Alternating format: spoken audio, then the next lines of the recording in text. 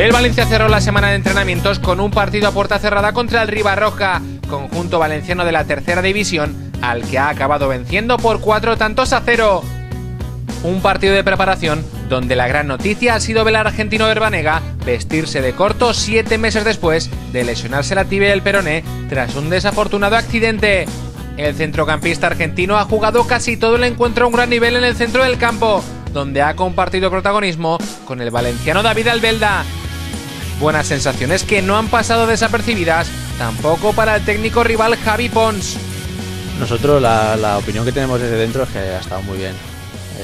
Tampoco somos el rival al que ellos están acostumbrados a jugar, pero lo he visto muy bien, con mucho criterio, con mucho sentido, sin perder ningún balón, llevando la iniciativa del juego. Los últimos minutos que no ha jugado, pues hemos estado un poco mejor nosotros. Una jornada donde también se ha dejado caer el presidente Manuel Llorente por tercera vez en lo que va de semana para charlar con el técnico Mauricio Pellegrino.